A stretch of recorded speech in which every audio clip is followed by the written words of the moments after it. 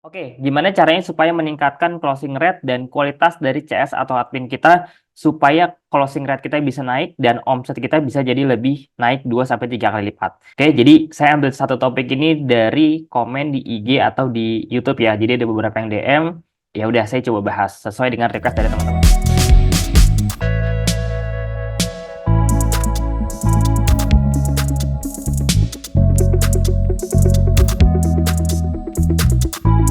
Oke, bismillah. Assalamualaikum warahmatullahi wabarakatuh. Halo teman-teman semua. Hari ini kita akan membahas satu topik yang cukup menarik yang paling banyak di-request dari teman-teman semuanya. Oke, kita langsung masuk aja ke pembahasan utamanya. Oke, sebelum kita masuk ke sana, saya pengen bahas dulu dari sisi gambaran yang lebih besarnya lagi, yaitu 3 faktor penting dalam digital marketing. Termasuk di dalamnya ada yang namanya CS atau admin gitu ya. Nah, jadi ini saya ambil dari pengalaman saya waktu saya ngehandle produk herbal dan produk digital atau platform digital sekitar 5 sampai 6 tahun yang lalu lah kurang lebih gitu. Nah, jadi tiap orang itu, tiap brand atau tiap produk itu pasti kebutuhan digital marketingnya beda-beda. Ada yang bahkan trafficnya tuh full lewat Google Ads, dia nggak perlu Facebook Ads sama sekali, ada yang full lewat marketplace, yaitu beda-beda, disesuaikan aja. Nah, ini saya ambil dari pengalaman saya pribadi ketika menjalankan brand tersebut. Oke, jadi kalau ngomongin digital marketing secara keseluruhannya itu banyak banget. Ada mungkin belasan sampai lebih dari 20 poin-poin lah kalau kita perintilin satu persatu ya. Tapi kalau ngomongin gambaran besarnya, ini yang paling berpengaruh. Yang pertama ada yang namanya konten atau kreatif. Oke, yang kedua ada yang namanya traffic, bisa organik atau beriklan. Coba kita bahas satu-satu dulu ya. Jadi konten ini ibaratnya gerbang paling utama. Jadi kalau dulu saya handle jadi dulu itu saya ada di level pertama kali mulai saya pakai BBM atau BlackBerry Messenger, itu saya fokusnya cuman balas-balesin chat aja. Jadi saya di fase sekarang ini bukan tiba-tiba jadi kayak gini, tapi saya benar-benar mulai dari BBM dulu. BBM itu kan ibaratnya berarti saya cuman fokusnya nge-handle chat aja. Saya balas-balesin chat, sehari itu bisa puluhan sampai ratusan balesin chat. Apalagi kalau dulu kan zamannya lewat Twitter endorse ya. Sorry, buzzer lewat Twitter. Jadi begitu diiklanin, itu chat yang masuk, request yang masuk di BBM itu bisa puluhan sampai ratusan tong tong tong tong, itu banyak banget gitu. Kita handle-nya tiap hari.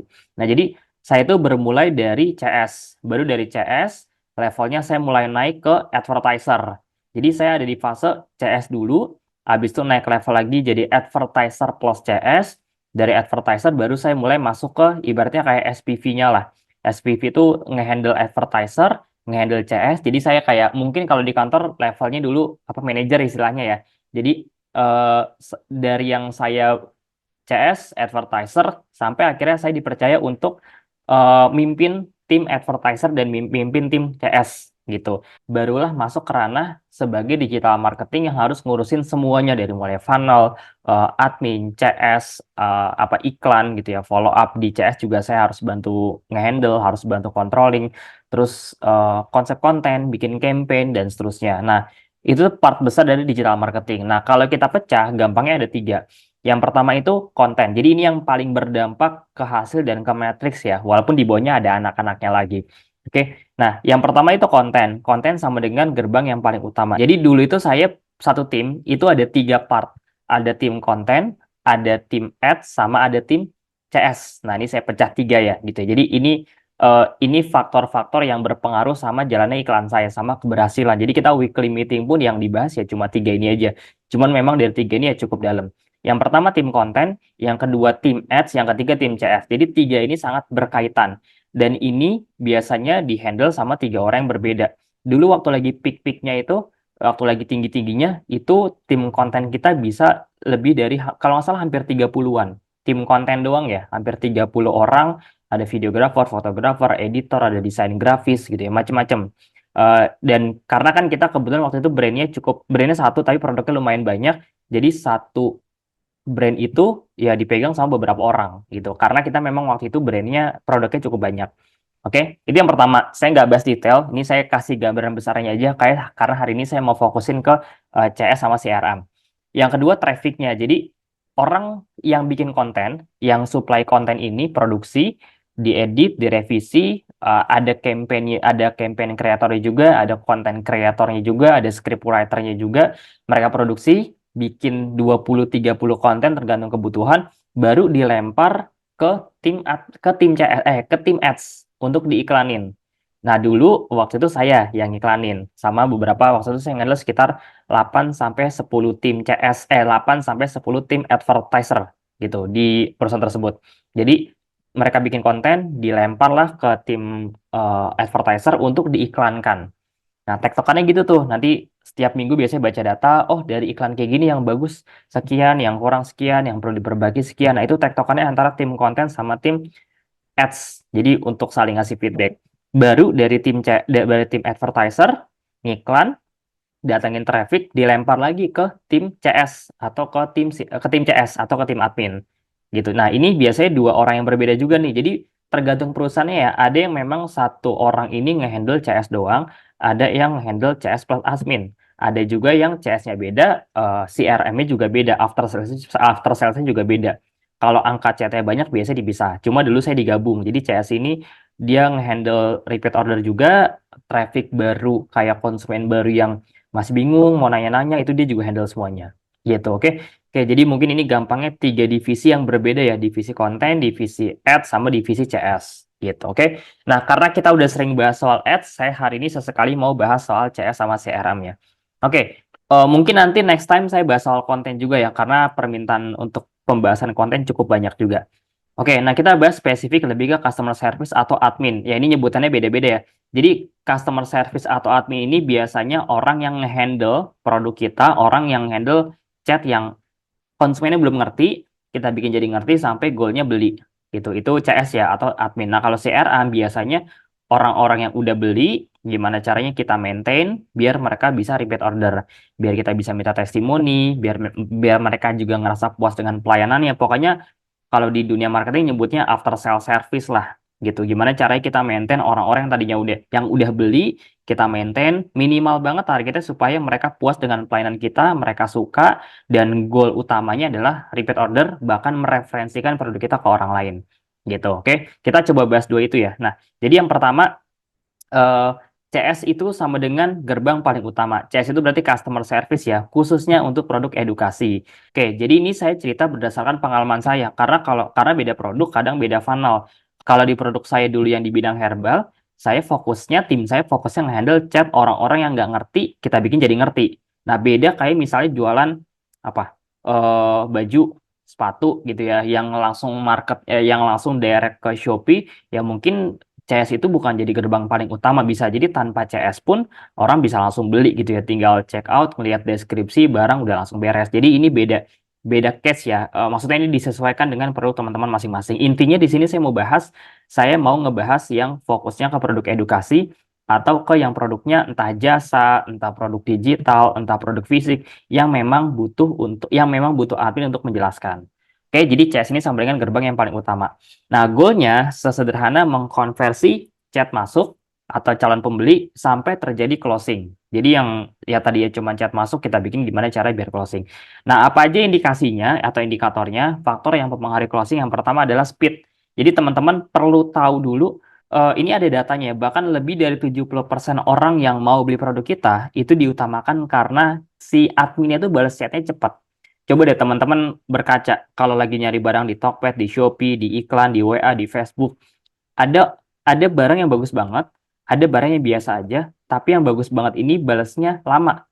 Barang yang biasa aja ini balasnya cepat gitu. Atau mungkin barangnya lebih mahal tapi balasnya cepat. Biasanya kita akan cenderung milih yang balasnya cepat, responnya cepat gitu. Apalagi kalau baru baru nyapa dikit langsung dibalas gitu ya. Kita nanya ini langsung dibalas itu cepat banget. Biasanya secara data ya kita akan lebih milih orang-orang yang admin-admin yang balasnya lebih cepat. Jadi ini ternyata bukan cuman ngaruh tapi ngaruh banget. Makanya pas saya waktu itu handle ads yang saya dipercaya buat ngontrol tim admin, itu kita punya SOP maksimal banget 15 menit itu wajib balas. Karena kalau enggak orang DM, termasuk di sosmed ya, di sosmed, di IG, di TikTok, di WA gitu ya. Pokoknya SOP kita kurang lebih 15 menit. Kalau 15 menit dia nggak balas, nggak respon, itu biasanya kita kasih teguran ke tim CS-nya. Jadi sampai segitunya karena memang ya ngaruh banget sama omset gitu. Oke. Kadang hal besar itu terjadi bukan karena satu hal besar yang kita lakuin, tapi karena hal-hal perintilan kecil aja kayak ya ini kayak speed, kayak cara balas kan kelihatannya sederhana ya, cepat atau lama, tapi ternyata itu bukan itu bukan cuma, tapi itu fatal. Jadi analoginya sama kayak waktu itu saya main bola, pelatih saya bilang, kadang kita itu suka jatuh gara-gara bukan hal besar, gara-gara hal perintilan, hal kecil.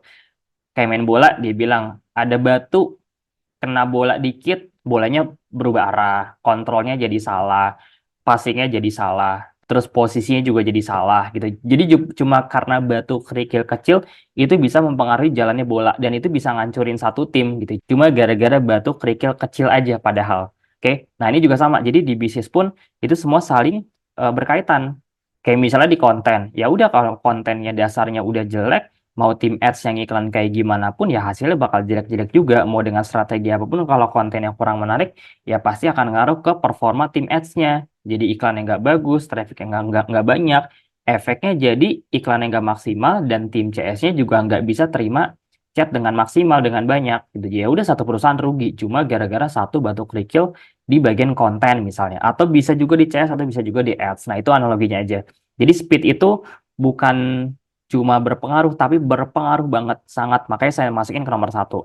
Yang nomor dua, greeting atau cara kita menyapa si konsumen. Jadi ini juga ada polanya, nggak tiba-tiba nyapa gitu doang, tapi ya memang ada polanya gimana caranya kita bikin flow dari yang dia nyapa, kita tanya balik, kita kasih penjelasan, dan berakhir dengan kita tanya balik sehingga dia mau nanya lagi atau ngasih jawaban. Contoh, ini contoh sederhana aja.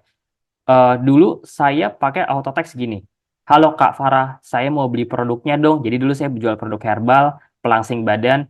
Eh, saya pakai greeting gini. Halo Kak Farah, saya mau beli produknya dong. Itu dari 100 orang yang ngeklik kan kalau di WA, kalau di Facebook Ads kalau ketahuan kan berapa yang klik, berapa yang masuk real WA kan ketahuan semua. Itu dari 100 orang mungkin di bawah 50% yang real masuk WA-nya. Jadi ibaratnya 100 orang ngeklik tombol, harusnya kan dari 100 orang ya 80% lah, sampai 85% biasanya masuk real WA. Ini enggak. Ini dari 100 orang yang ngeklik, waktu itu kalau nggak salah cuma 40 sampai 50% yang beneran masuk ke WA-nya gitu. Dengan kalimat sapaan, halo Kak Farah, saya mau beli dong produknya gitu. Habis itu kita rubah lah. Jadi halo Kak Farah, saya mau tanya-tanya produknya dulu dong. Atau ada dua nih, halo Kak Farah, saya mau info harga promonya dong gitu. Jadi sesimpel kita ganti kalimat itu aja, ternyata itu berdampak banget. Karena orang udah ngeklik nih, pas ngeklik itu kan ada tulisannya kan, halo Kak, saya mau beli. Sedangkan dia itu pas ngeklik tujuannya bukan pengen beli langsung, tapi pengen tanya-tanya dulu. Akhirnya yang tadinya dia udah ngeklik, tinggal klik enter di WhatsApp-nya nggak jadi. Gara-gara kalimatnya pengen beli gitu. Jadi sesederhana saya ganti cara menyapa pun ternyata itu sangat berpengaruh ya terhadap angka WA yang masuk gitu. Oke, itu salah satu contoh. Ada banyak cara, ada banyak pola dalam kita menggreeting atau menyapa si calon konsumen sebelum mereka masuk WA. Tapi poin utamanya memang di testing ya teman-teman ya. Jadi eh, datanya bagus, datanya jelek. Kita boleh ganti dengan greeting A, greeting B, greeting C, greeting D. Itu dengan kita melihat data dulu. Jadi kalau terbukti datanya jelek ya udah kita ganti aja. Oke? Intinya jangan monoton dengan cara yang lama kalau terbukti memang hasilnya kurang bagus. Kita harus terus testing dari mulai cara menyapanya. Oke, yang ketiga pola balas chat. Jadi ini bisa lebih ke alur atau ke template ya. Contoh nih udah greeting, biasanya kan kita akan lanjut chat dengan kalimat-kalimat berikutnya kan. Ada yang nanya harganya, ada yang nanya ini manfaatnya buat apa, ada yang ngasih testimoni, aman nggak buat ibu hamil gitu.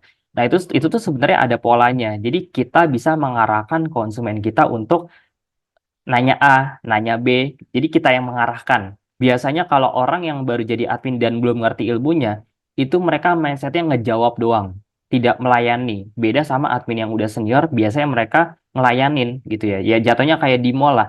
Kalau di mall kan walaupun kita tahu kita ke sana pengen beli, tapi kan pelayanannya kan segitunya kan di brand-brand yang gede tuh bener-bener dilayanin banget, disamperin. Halo Kak, kebutuhannya apa? Kira-kira mau beli baju buat siapa? Keperluannya buat pesta kah? Buat pergi? Jadi ditanya banget. Oh oke, kira-kira misalnya buat anak-anaknya usia berapa? Sukanya warna apa? Gitu. Jadi kita benar-benar aktif.